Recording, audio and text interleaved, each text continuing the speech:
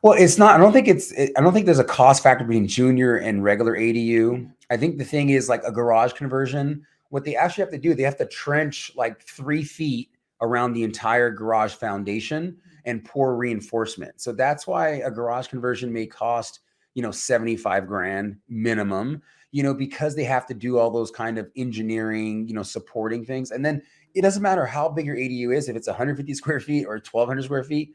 As you know, in real estate, the most important or most expensive things are kitchen and bathrooms.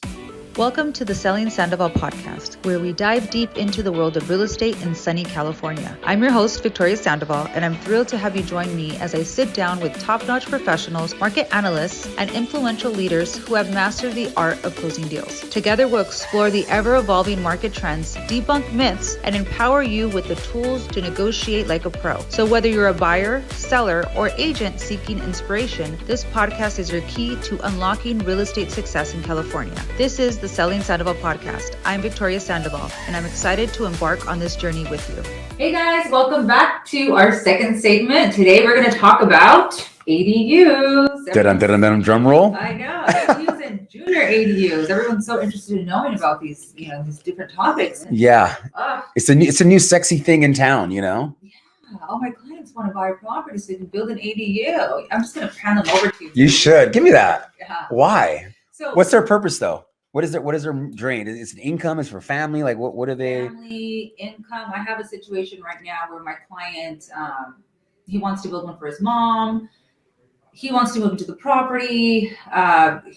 He wants to sell his house. Mm-hmm. I mean, just everyone's kind of like downside. Market. I mean, just in general, we're dealing with inflation. People are just trying to find ways to just, And it's cheaper to build an ADU than go out and buy a single family, exactly. And so the reason why I ask is that's the first question I ask any of my clients that want to know ADU. I go, what's your purpose? Because it really sets up what kind of ADU you should build.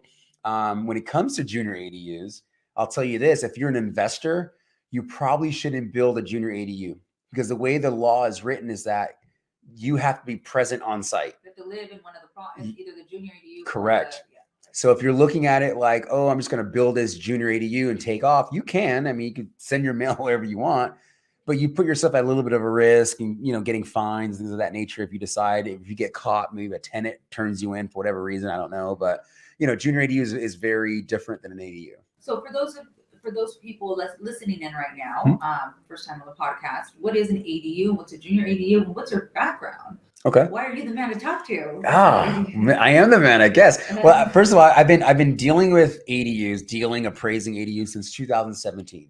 Prior to like the wave, this is when they were first being kind of talked about in California. They were approving them statewide, and every city at that point had their own ordinance. So the state says that if it's a detached ADU, you can build up to 1,200 square feet.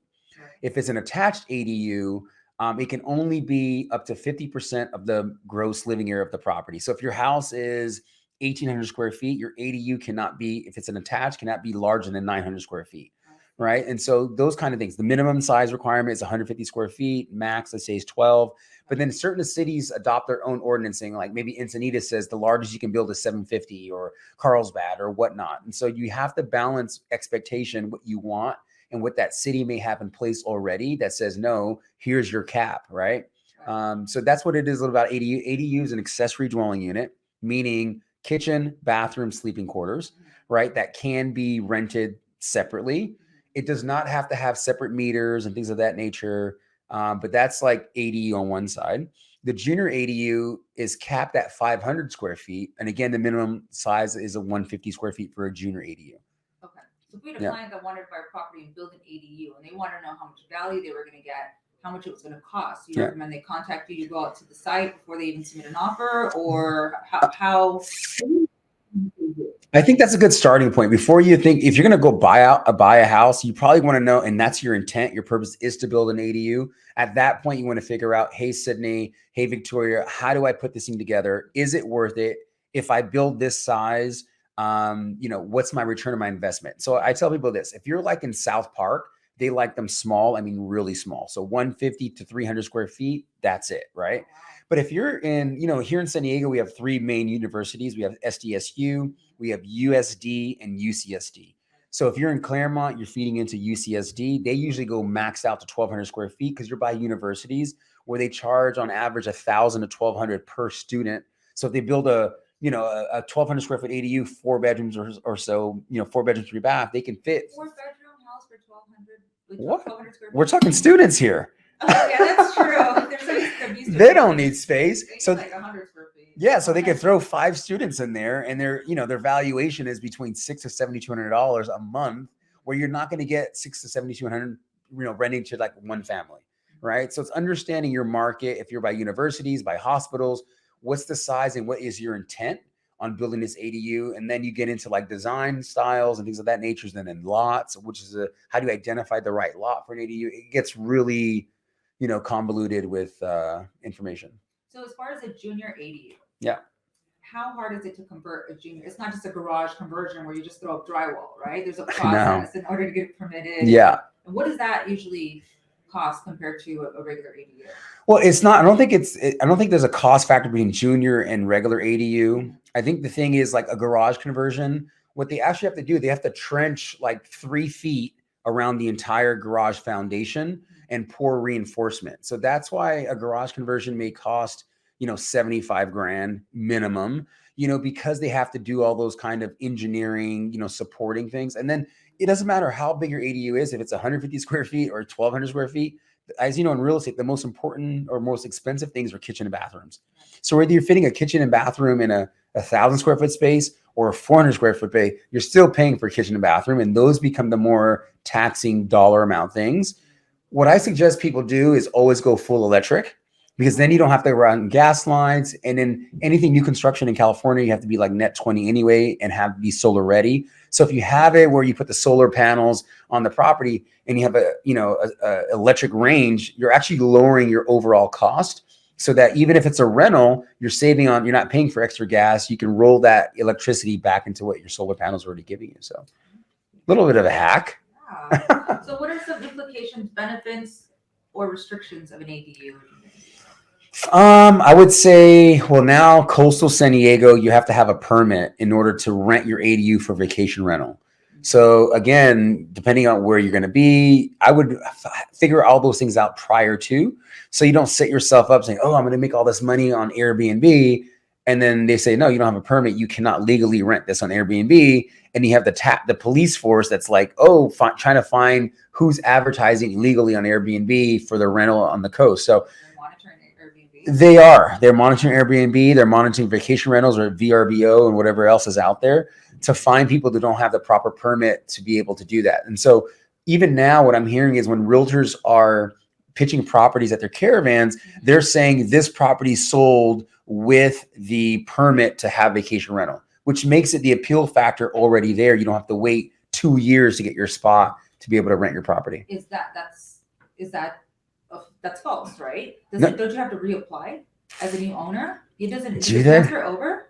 I'm not sure if it does or it doesn't. I have a girlfriend that has what she said. I believe she had mentioned that you do have to reapply as a new owner. It can't be transferred over. I don't know. Oh, so if they approve you for, let's say, 2 years and you sell within that 2 years, it cancels it? I think as a new owner, you have to reapply. As the new owner has to reapply. Wow. Don't quote me on this. Guys, this isn't scripted. We're not, we're just having a good conversation. And I heard Okay. it's also a lottery in certain areas. Yeah, it could be a lottery as well. Yeah, certain cities will have a certain number of, I guess, here's the thing about vacation rentals. Great. Yes, you can make great dollar, but the midterm rental route, I'm telling you, it's amazing. And not only that, you don't have the turnover. Yeah, vacation rentals, you make good money, but you're turning that unit over every 2 days, 3 days, 4 days. The cleaning services, it gets more run down and things like that. So if someone's thinking and you're by hospitals, you're by a VA hospital, hospitals are paying top dollar over above market that you would rent to a family for. Oh yeah, absolutely. You should come up with like a checklist of like the places that are a little bit where you can get more bang for your buck.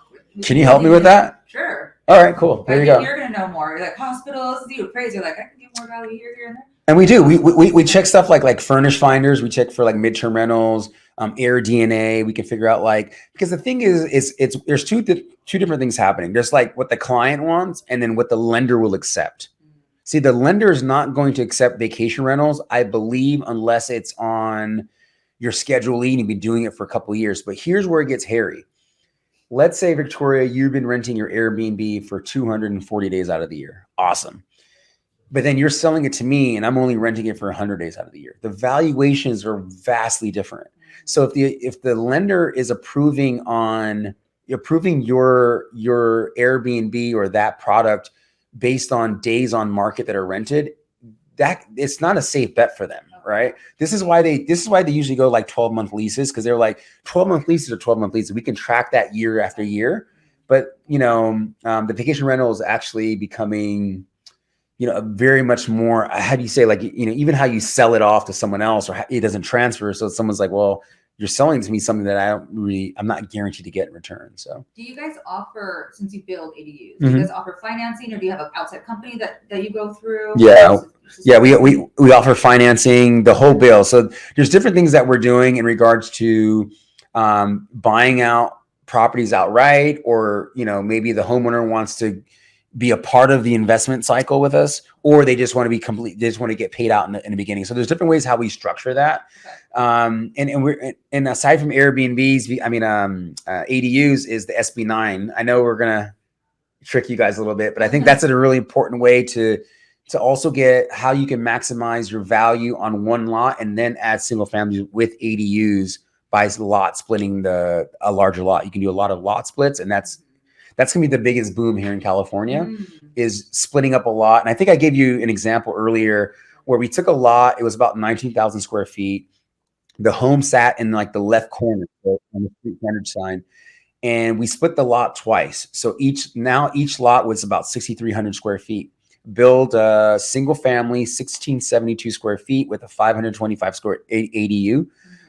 Above the garage, all full electric. Each of those properties were valued at $910,000. So that homeowner went from an $800,000 home to now a $2.5 million property that can sell off separately, or you can manage yourselves as rentals. So it's amazing. It gets crazy.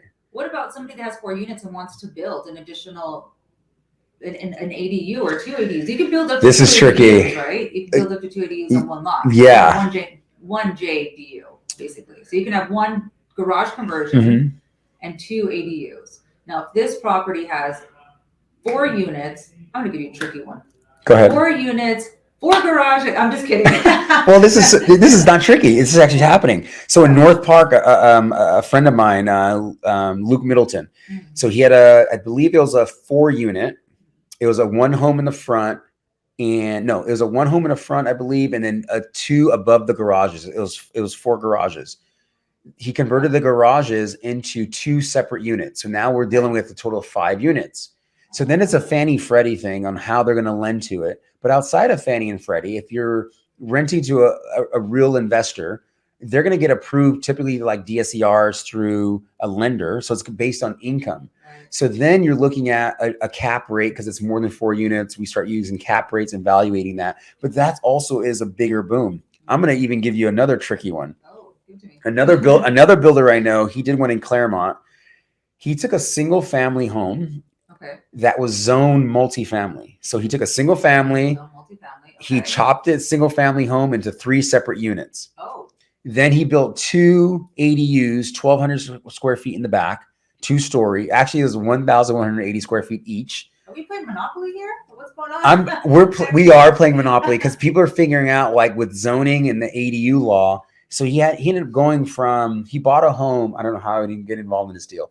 He bought the house for $1.3 million, turned it into a triplex, and he built 2 ADUs. That home was valued at $2.675 million. And he bought it for how much? 1.3. And he's getting about $15,000 a month on rent. He's got a mixture of Claremont. Positive. Are you kidding me? Yeah.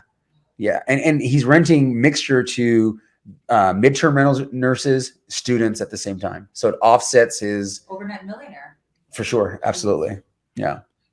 We need to buy something. Should we go buy something? Oh, let's go. Sorry, guys, we gotta go. Well, it's been great seeing you again. Likewise. We did 2 segments the same day, so we had to act like it's 2 different days. So should I have changed my shirt or something? We should have an outfit change. Same thing. You too, though. Did you really shower? Yeah, shower. Who showers anymore? Well, thank you so much. If somebody wants to get a hold of you, how do they contact you?